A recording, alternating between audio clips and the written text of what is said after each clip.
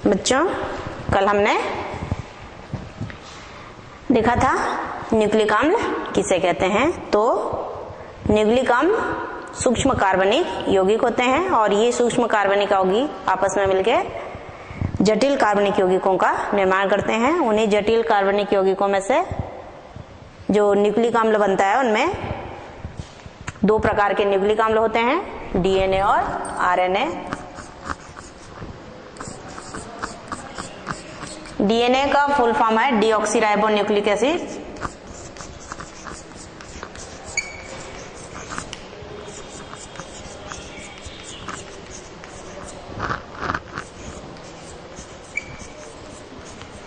Acid या अम्ल और आरएनए का फुल फॉर्म है राइबोन्यूक्लिक एसिड।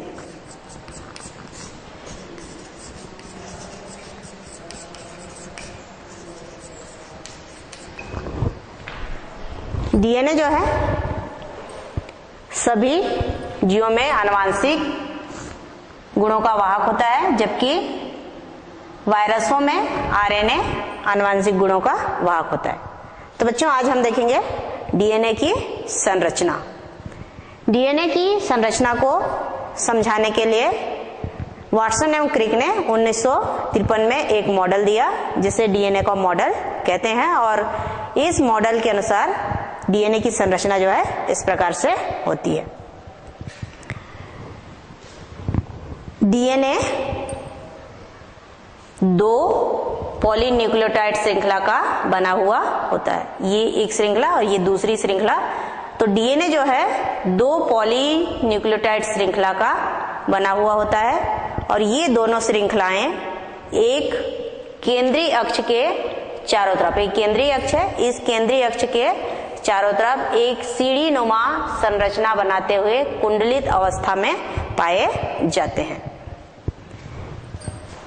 ये जो न्यूक्लियोटाइड है वो बने हुए होते हैं शर्करा और फॉस्फेट से।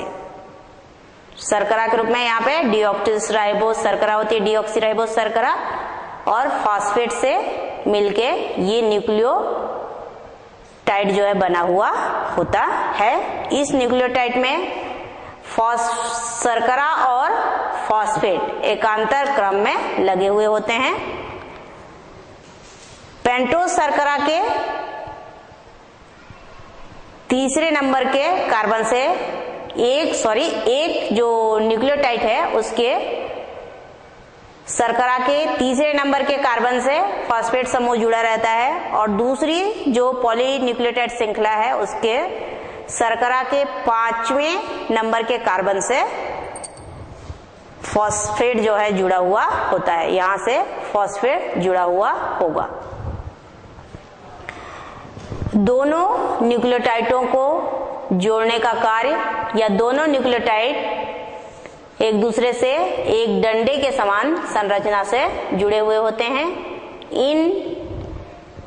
ये डंडे जो है नाइट्रोजन क्षार, प्यूरिन तथा पायरिमिडिन के बने होते हैं। ये जो डंडे हैं वो बने रहते हैं नाइट्रोजन क्षार के, और नाइट्रोजन क्षार के रूप में प्यूरिन और क्या होता है पायरिमिडिन।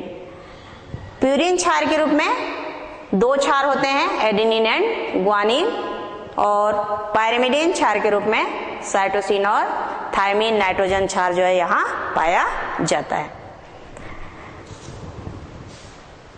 एडेनिन हमेशा थायमिन से जुड़ता है और साइटोसिन हमेशा ग्वानिन से जुड़ता है। अर्थात जब भी नाइट्रोजन क्षार जोड़ी बनाते हैं उस समय एडेनिन हमेशा थायमिन से जुड़ेगा और साइटोसिन हमेशा किससे जुड़ता है, ग्वानिन से जुड़ता है। इन नाइट्रोजन क्षारों के बीच में हाइड्रोजन बंध पाई जाती है। इसी हाइड्रोजन बंध के कारण, ये जो हाइड्रोजन बंध है, इस हाइड्रोजन बंध के कारण इस न्यूक्लियोटाइड में स्थिरता आती है। एडेनिन और थायमिन के बीच में जो हाइड्रोजन बंध होता है वो डबल होता है, या इसमें 2 हाइड्रोजन बंध जो है पाए जाते हैं एडेनिन और थायमिन के बीच में। उसी प्रकार से साइटोसिन और ग्वानिन के बीच में 3 हाइड्रोजन बंध जो है पाया जाता है। जब ये हाइड्रोजन बंध टूटते हैं, ये टूट जाएगा, टूटने से पॉलीपेप्टाइड श्रृंखला अलग अलग हो जाते हैं। डीएनए के जो दोहरा कुंडल है, इस कुंडल की दूरी होती है, डीएनए में जो भी दोहरी कुंडल पाई जाती है उसकी दूरी होती है 34 एंगस्ट्रॉम, और 2 न्यूक्लियोटाइड के बीच की जो दूरी होती है वो होती है 20 एंगस्ट्रॉम, और 2 डंडे अर्थात 2 डंडों के बीच की दूरी या फिर 2 नाइट्रोजन क्षारों के बीच की दूरी होती है 3.4 एंगस्ट्रॉम। तो इस प्रकार बच्चों ये था डीएनए की संरचना। आगे हम पढ़ेंगे जीन के बारे में।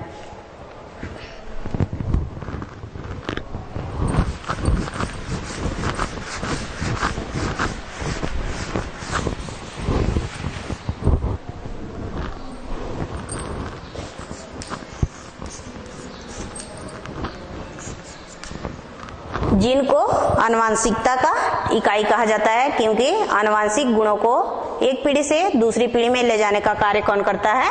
जीन करता है। और ये जीन जो है गुणसूत्र के ऊपर रेखीय क्रम में पाए जाते हैं। जीन की संरचना, प्रकृति और व्यवहार के आधार पर सटन ने जीन संकल्पना प्रस्तुत की है।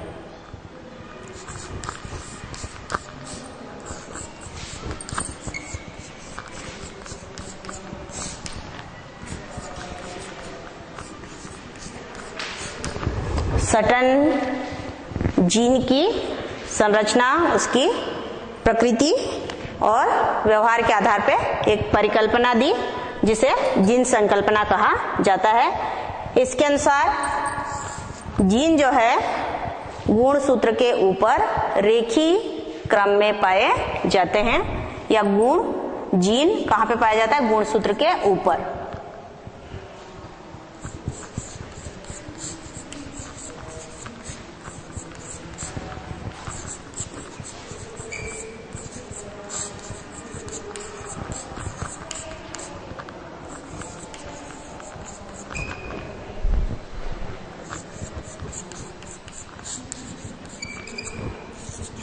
दूसरा है जीन्स की संख्या बहुत अधिक होती है गुणसूत्र की तुलना में, इसलिए एक गुणसूत्र पर बहुत अधिक जीन्स जो है पाए जाते हैं।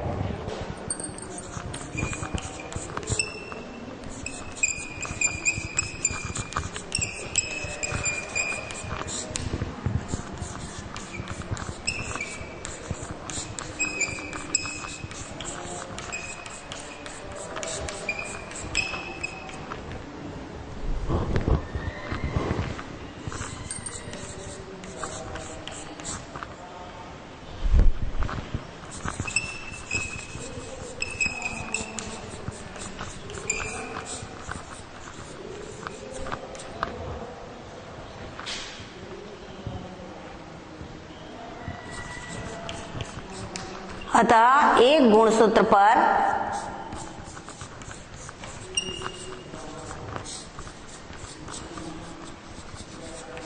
बहुत से जीन उपस्थित होते हैं।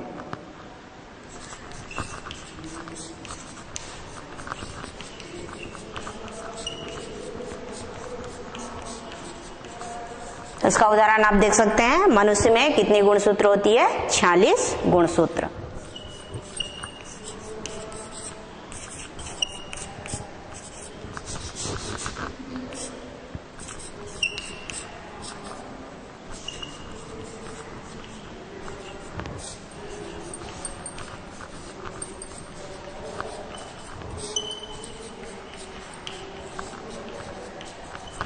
और इन 46 गुणसूत्रों में लगभग 40,000 गुणसूत्र पाए जाते हैं।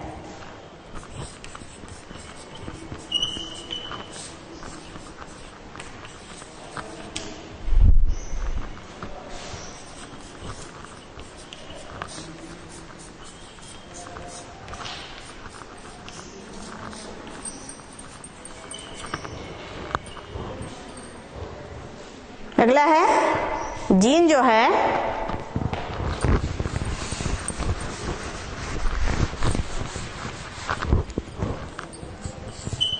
जीन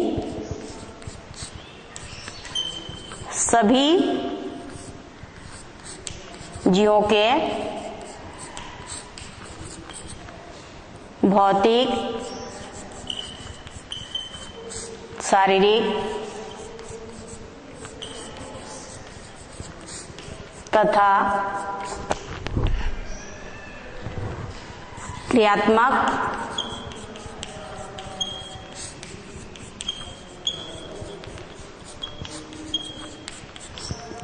लक्षणों को प्रभावित करते हैं।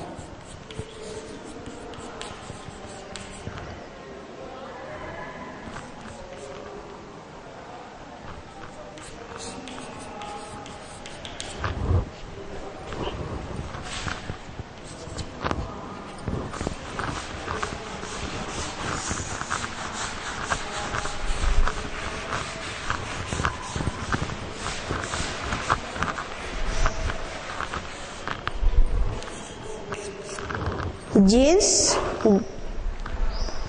गुणसूत्र के विशेष स्थानों में स्थित होते हैं या एक जीन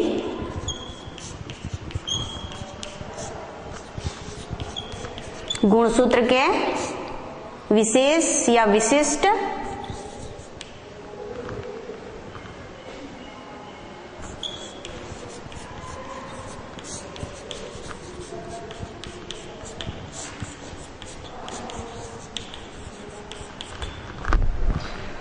स्थानों में स्थित होते हैं। यदि गुणसूत्र की संरचना परिवर्तित होती है तो जीन की संरचना भी परिवर्तित हो जाती है।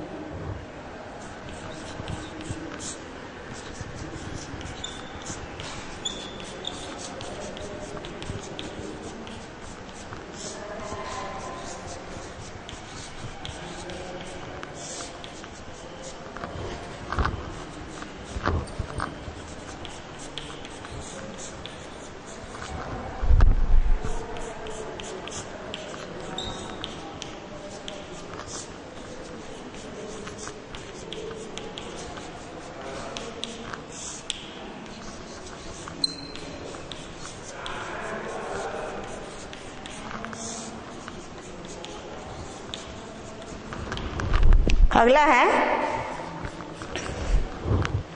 जीन अपनी अभिव्यक्ति एंजाइमों के द्वारा करते हैं।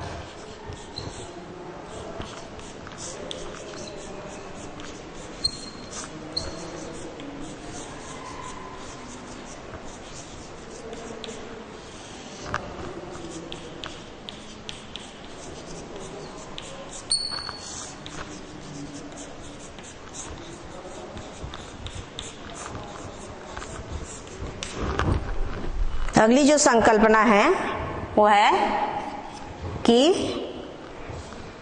जीन की संरचना में यदि अचानक परिवर्तन होता है तो उसे जीन उत्परिवर्तन कहा जाता है।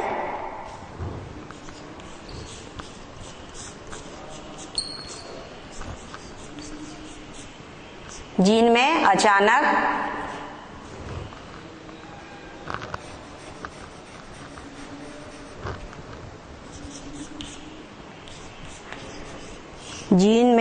अचानक होने वाले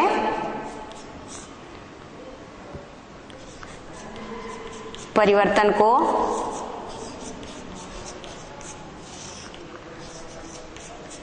जीन उत्परिवर्तन कहा जाता है।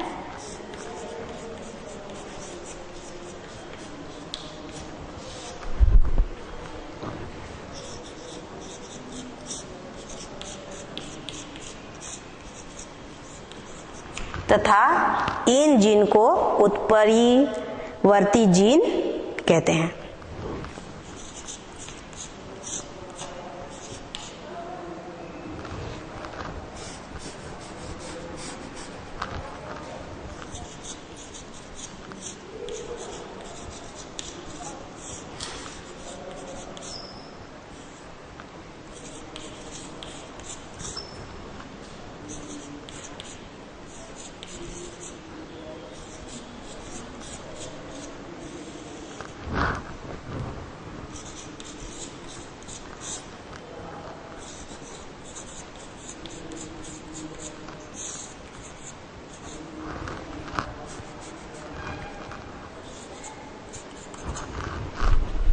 जीन में अचानक परिवर्तन होता है तो उस परिवर्तन को जीन उत्परिवर्तन कहा जाता है, और जिस जीन के द्वारा यह परिवर्तन होता है उसे उत्परिवर्ती जीन कहा जाता है। तो बच्चों, ये था जीन संकल्पना।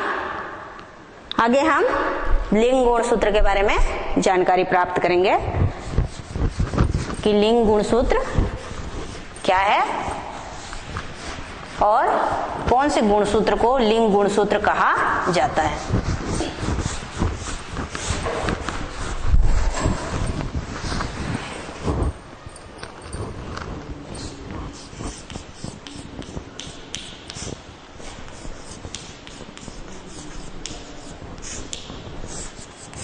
बच्चों, मनुष्य में कितनी गुणसूत्र पाई जाती है? 46 गुणसूत्र पाई जाती है।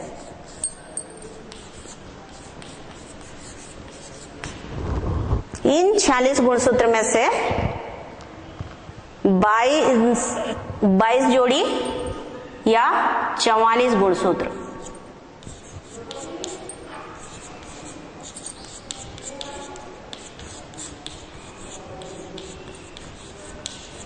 सूत्र एक जैसे होते हैं या एक समान होते हैं।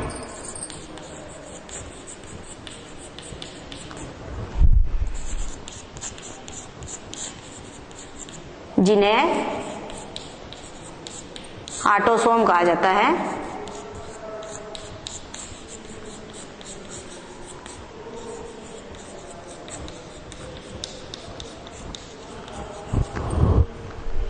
छियालीस में से 44 गुणसूत्र एक जैसे होते हैं या उनको जोड़ी के रूप में व्यक्त करते हैं तो कितने जोड़ी होंगे? 22 जोड़ी। तब उन्हें क्या कहा जाता है? उन गुणसूत्रों को ऑटोसोम। 23वीं जोड़ी जो गुणसूत्र है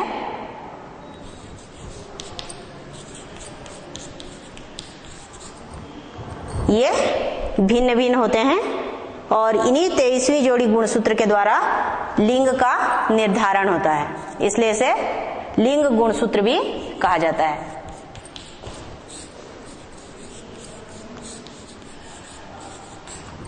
इसमें जो मादा होती है उसमें 23वीं जोड़ी गुणसूत्र दोनों एक जैसे होते हैं, X और X, और जो नर होता है उसमें 23वीं जोड़ी गुणसूत्र या लिंग गुणसूत्र XY के रूप में पाया जाता है।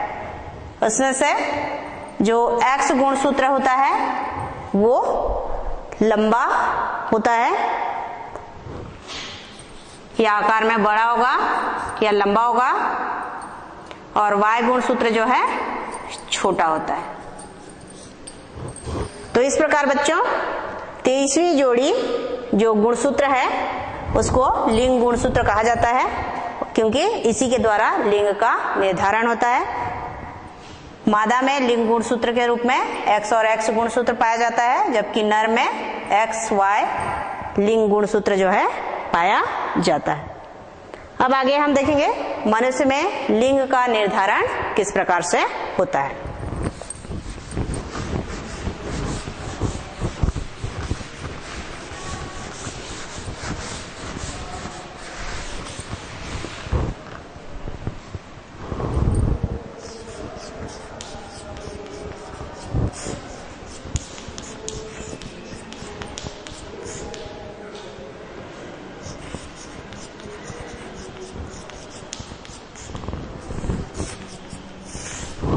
क्या है? मनुष्य में लिंग निर्धारण। मनुष्य की में स्थित जो कोशिकाएं हैं उनमें प्रत्येक कोशिका में 46 गुणसूत्र पाई जाती है। मनुष्य में जो भी गुणसूत्र कोशिका होती है उसमें कितने गुणसूत्र पाई जाती है? प्रत्येक कोशिका में 46 गुणसूत्र।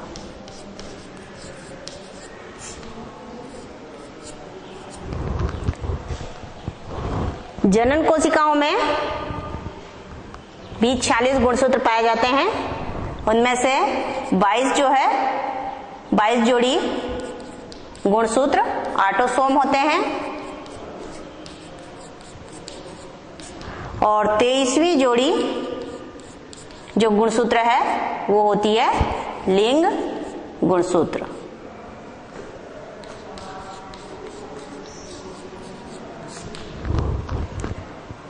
जनन कोशिकाओं में अंडाणु और किसका निर्माण होता है? माता है या मादा है तो अंडाणु का निर्माण होगा जनन कोशिका में, और यदि नर है तो किसका निर्माण होगा? शुक्राणु का निर्माण होगा। उस समय इन शुक्राणु और अंडाणु में जो गुणसूत्र होते हैं वो इस प्रकार से होते हैं। माता या मादा में अंडाणु बनता है जनन कोशिका में, और इस जनन अंडाणु में गुणसूत्र होता है 44 ऑटोसोम और XX लिंग गुणसूत्र। पिता में जो शुक्राणु बनता है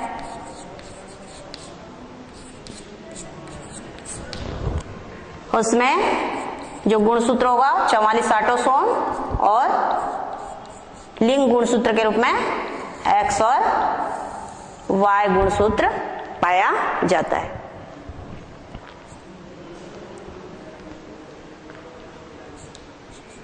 इनसे जब युग्मक बनता है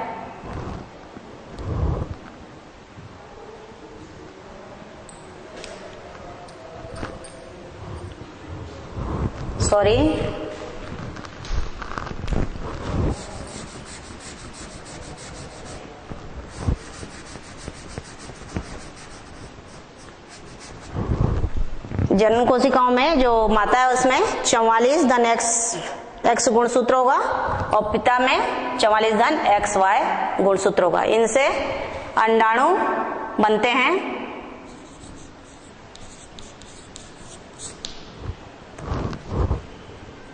दो प्रकार का अंडाणु बनेगा इससे। एक अंडाणु में 22 धन X गुणसूत्र होगा और दूसरे में 22 धन X गुणसूत्र। उसी प्रकार से पिता के या नर के जनन कोशिकाओं में शुक्राणु का निर्माण होता है और शुक्राणु में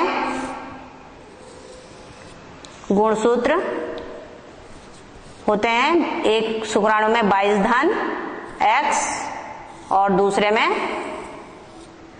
22 धन Y। इस प्रकार अंडाणु और शुक्राणु में यदि निषेचन होता है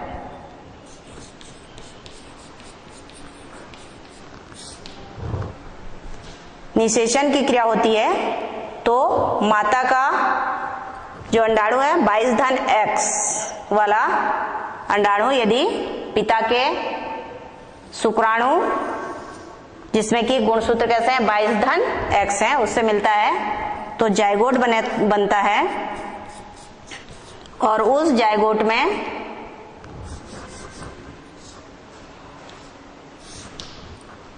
गुणसूत्र की संख्या होती है 44 धन XX।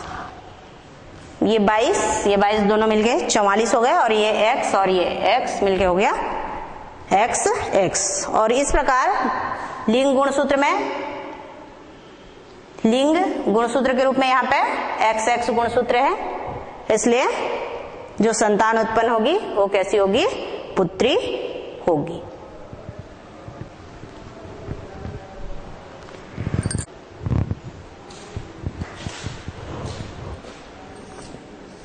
तो जब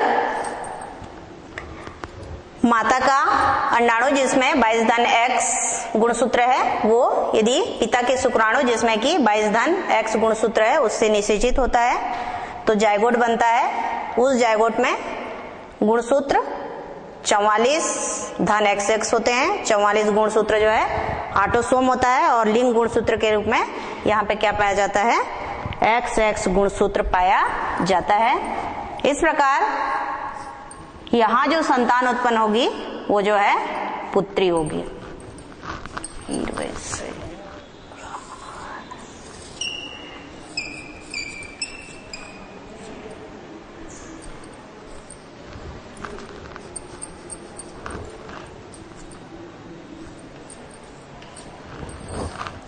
यदि माता का एक्स धन वाई 22 धन एक्स गुणसूत्र वाला अंडाणु पिता के 22 धन वाई वाले अंडाणु से निषेचित होता है तो जायगोट में गुणसूत्र होते हैं 44 धन एक्स वाई।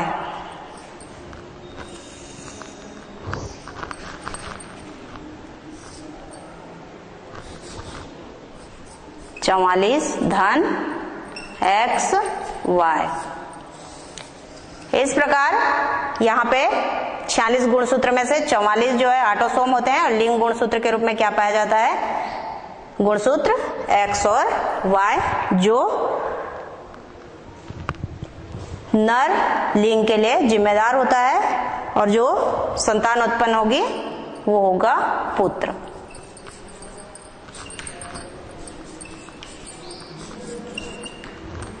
तो इस प्रकार से माता में दोनों ही लिंग निर्धारित करने वाले गुणसूत्र जो है एक जैसे होते हैं एक्स एक्स, जबकि पिता में दो अलग अलग लिंग गुणसूत्र पाए जाते हैं, एक एक्स दूसरा वाई।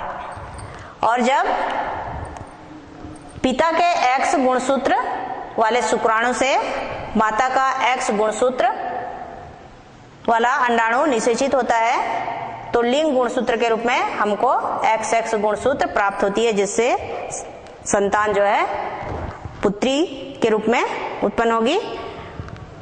और जब माता का एक्स गुणसूत्र मतलब 22 धन एक्स गुणसूत्र वाला अंडाणु यदि पिता के शुक्राणु जिसमें कि 22 धन वाई गुणसूत्र है उससे निषेचित होता है तो जायगोट में हमको गुणसूत्र प्राप्त होता है 44 ऑटोसोम और लिंग गुणसूत्र के रूप में एक्स वाई। तो और जो संतान उत्पन्न होता है वो पुत्र होता है। इस प्रकार से लिंग वाई जो है लिंग का निर्धारण करता है, इसलिए इसको लिंग निर्धारक कहा जाता है। मतलब जो वाई गुणसूत्र है उसे लिंग निर्धारक कहा जाता है।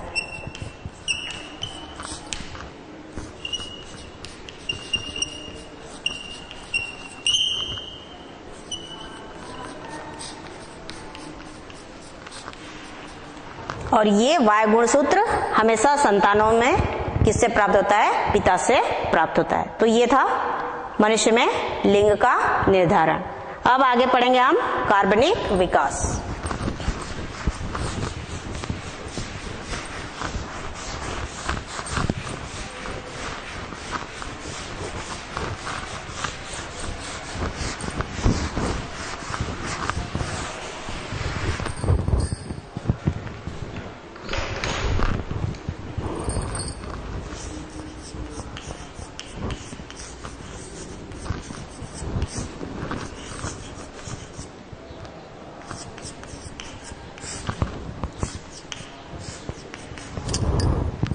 कार्बनिक विकास में ये जो पृथ्वी है इसमें सबसे पहले किस प्रकार के जीव बने?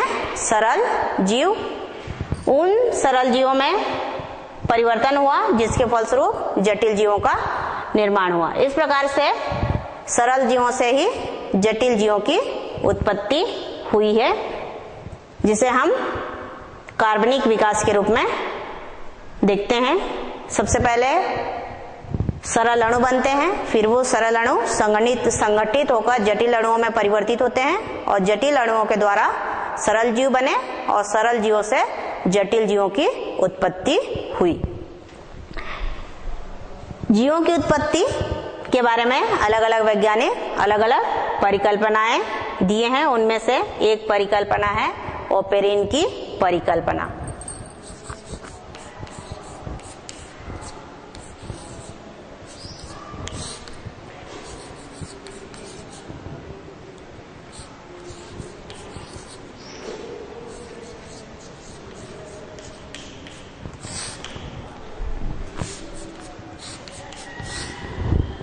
ये एक रूसी वैज्ञानिक हैं, A.I.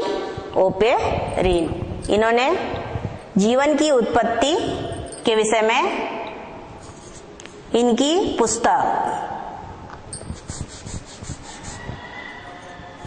जो पुस्तक है जीवन की उत्पत्ति,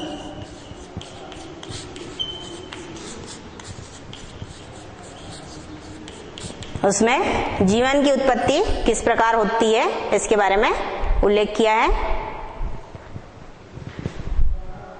ओपेरिन के अनुसार जीवन की उत्पत्ति जो है आज से करोड़ों वर्ष पूर्व जो आदि पृथ्वी है, जिसमें आदि पृथ्वी था जो मूलतः कार्बनिक यौगिकों से बना था, अर्थात कार्बनिक सूप के रूप में पाया जाता था और उसी कार्बनिक सूप में किसकी उत्पत्ति हुई?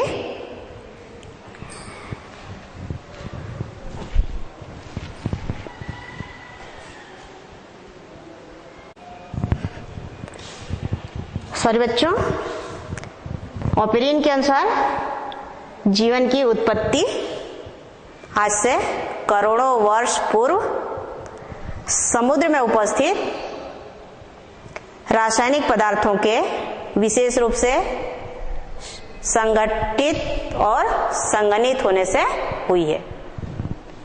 ये परिकल्पना है ओपेरिन की कि इसमें पृथ्वी में जो भी आदि कार्बनिक पदार्थ थे वे विशेष रूप से संगठित हुए और संघनित हुए, जिसके फलस्वरूप जीवों की उत्पत्ति समुद्र में हुई है। इसको समझाने के लिए हम निम्नलिखित बिंदुओं में इसकी चर्चा करेंगे।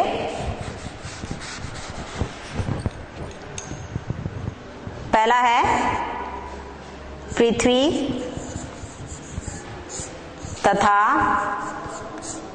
वातावरण का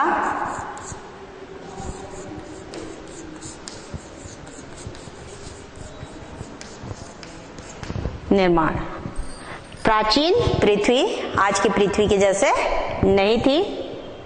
प्राचीन पृथ्वी जो है गर्म गैसों का गोला था जो धीरे धीरे ठंडा हुआ और वर्तमान पृथ्वी के स्वरूप में आया। तो पृथ्वी की उत्पत्ति मानी जाती है आज से लगभग 4.5 या 5 करोड़ वर्ष पूर्व।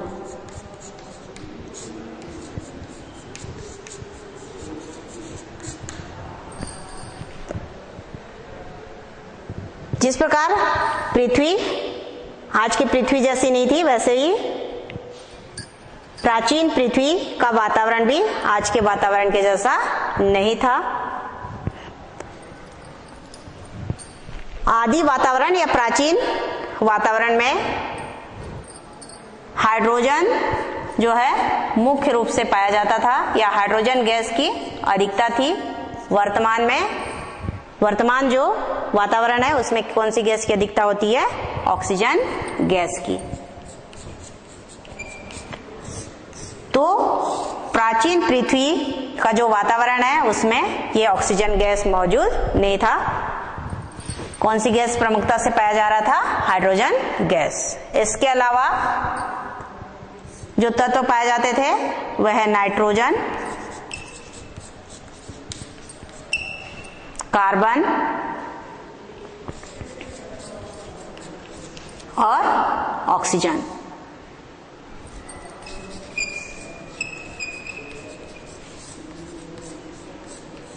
ये तत्व जो है पाए जाते थे। ये तत्व आपस में क्रिया करके नए तत्वों का या नए यौगिकों का निर्माण किया। या नाइट्रोजन, हाइड्रोजन जो है नाइट्रोजन से क्रिया करके बनाया अमोनिया।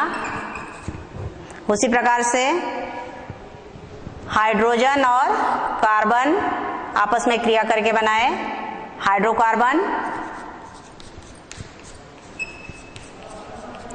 हाइड्रोकार्बन। और सबसे सरल जो हाइड्रोकार्बन है वो है मीथेन,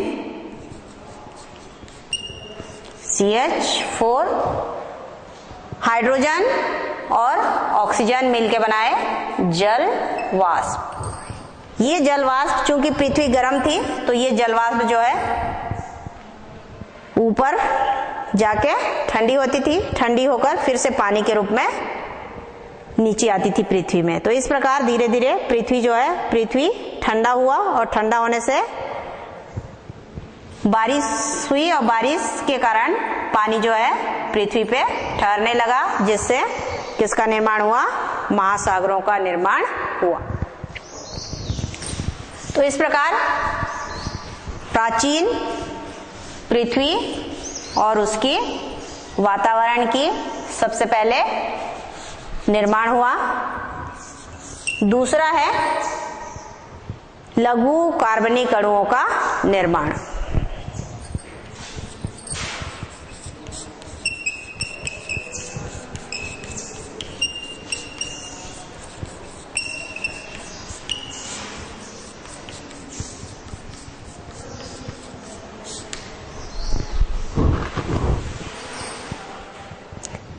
इसमें लवण आपस में क्रिया करके या अमोनिया, मीथेन आदि आपस में क्रिया करके क्या बनाए? लघु कार्बनिक अणु, जैसे कि शर्करा,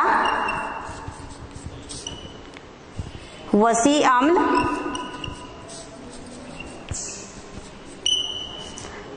एमिनो अम्ल,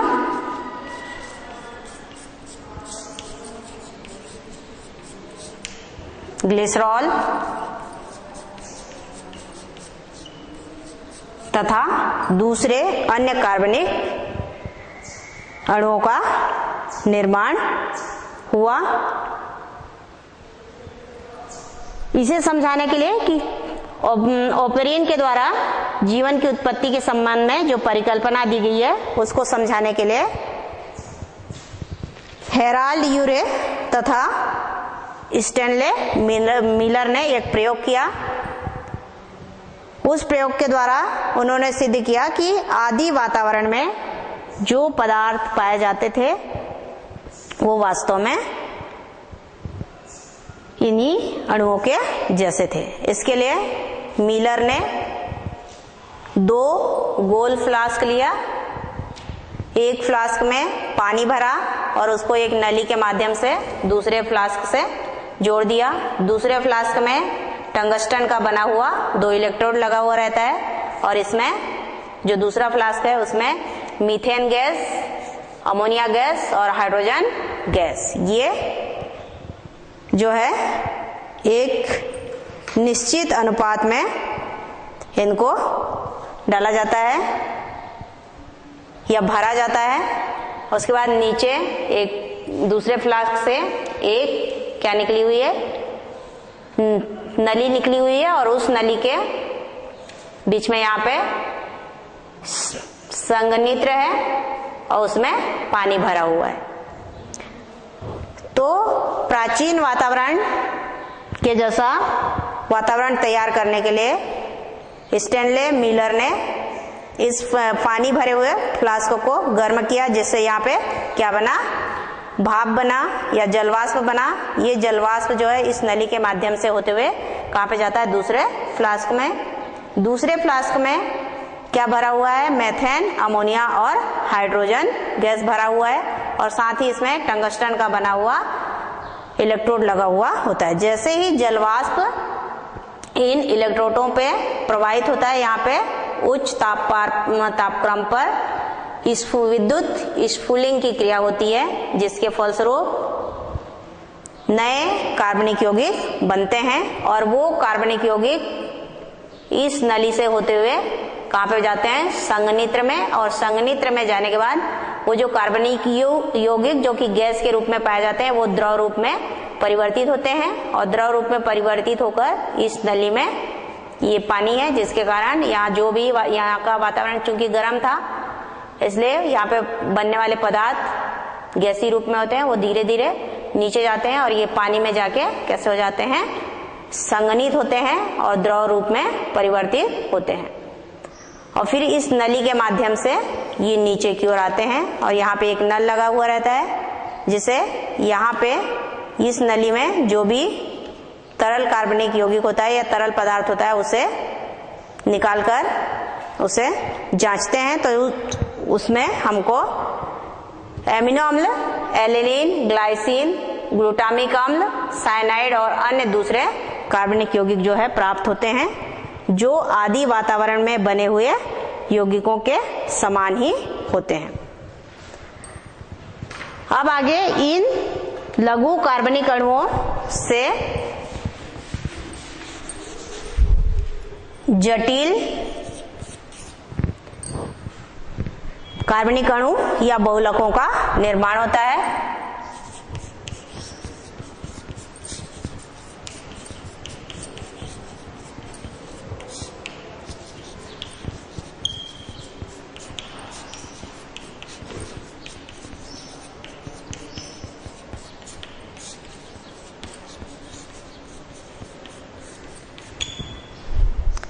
लघु कार्बनिक अणुओं से कौन से अणु बनते हैं, जटिल कार्बनिक अणु या बहुलक। बहुलक क्यों बोलते हैं, क्योंकि लघु कार्बनिक अणु जो है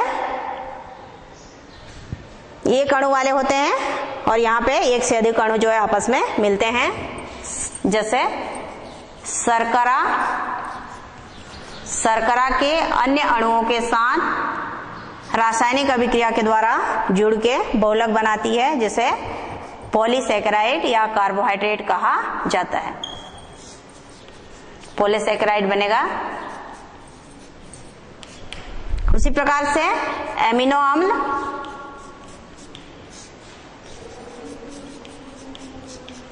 के अणु दूसरे एमिनो अम्ल से मिलकर बनाता है प्रोटीन।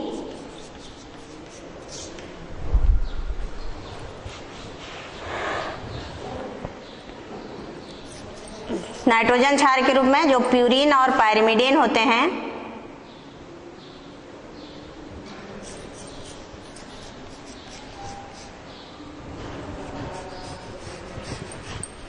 प्यूरिन तथा पायरिमिडीन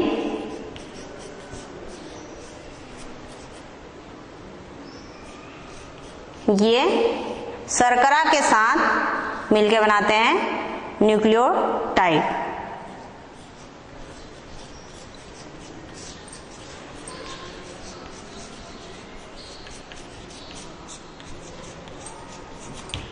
और ये न्यूक्लियोटाइड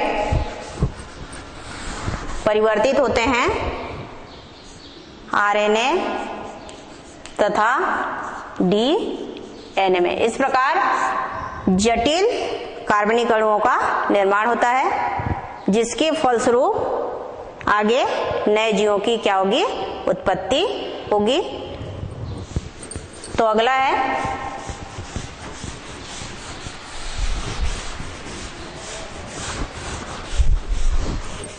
जटिल कार्बनिक यौगिकों के रूप में आरएनए, डीएनए, प्रोटीन आदि के निर्माण के पश्चात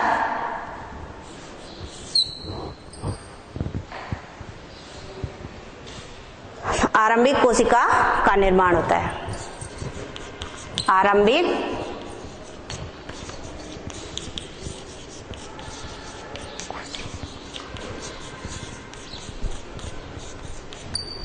जैसे ही जटिल कार्बनिक यौगिक बनते हैं वैसे ही एक प्रारंभिक कोशिका का निर्माण होता है, अर्थात जटिल कार्बनिक यौगिक आपस में संघनित होते हैं, आयनीकरण की क्रिया के फलस्वरूप एक बड़ी संरचना बनाते हैं जिसे कहा जाता है कोएसरवेट्स। और इस कोएसरवेट्स में जीवन के सारे लक्षण जो है मौजूद होते हैं। फॉक्स ने इसे माइक्रोस्फीयर कहा। फॉक्स जो है कोएसरवेट्स को क्या कहा? माइक्रोस्फीयर।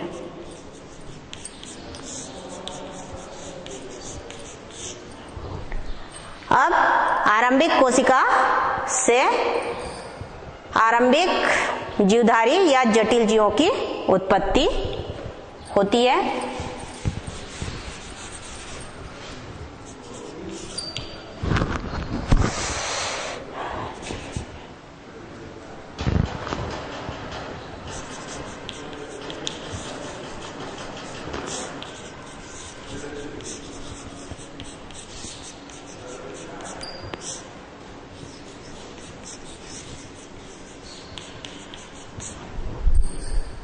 कोएसरवेट्स में कुछ रासायनिक क्रियाएं हुई जिसके फलस्वरूप प्रारंभिक जीव के रूप में विषमपोषी जीव बने।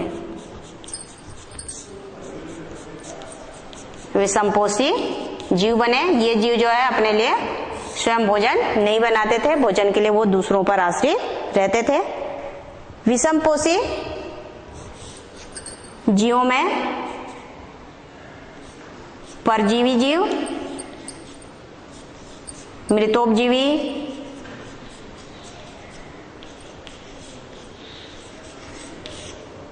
रसायन संश्लेषी,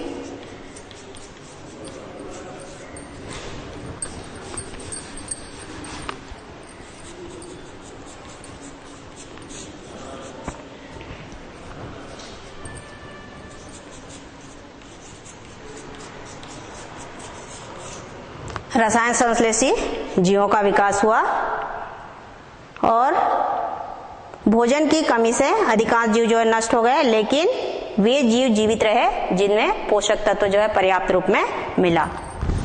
अगला है स्वपोषिता का विकास।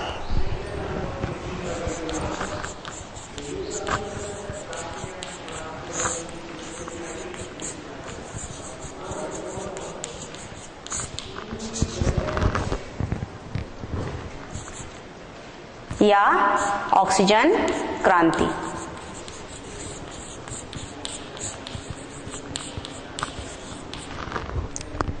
विषमपोषी जीव रसायनों के द्वारा कार्बनिक पदार्थों का निर्माण करने लगे, उन्हें क्या कहा गया? रसायन संश्लेषी जीव। इसी समय वातावरण में प्रकाश संश्लेषण की क्रिया हुई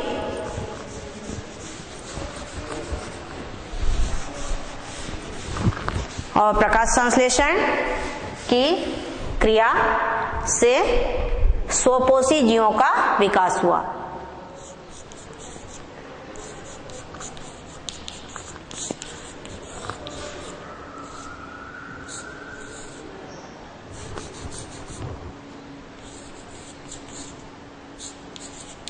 स्वपोषी जीवों की उत्पत्ति हुई, अर्थात ये प्रकाश संश्लेषण की क्लोरोफिल की उपस्थिति में प्रकाश संश्लेषण की क्रिया के द्वारा अपना भोजन स्वयं बनाते थे।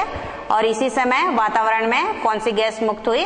Oxygen gas. इस ऑक्सीजन गैस के बनने से वातावरण जो है ऑक्सीकारक हो गया। पहले ऑक्सीजन की अनुपस्थिति में वातावरण अपचायक था, अब हो गया ऑक्सीकारक। साथ ही ओजोन परत का निर्माण हुआ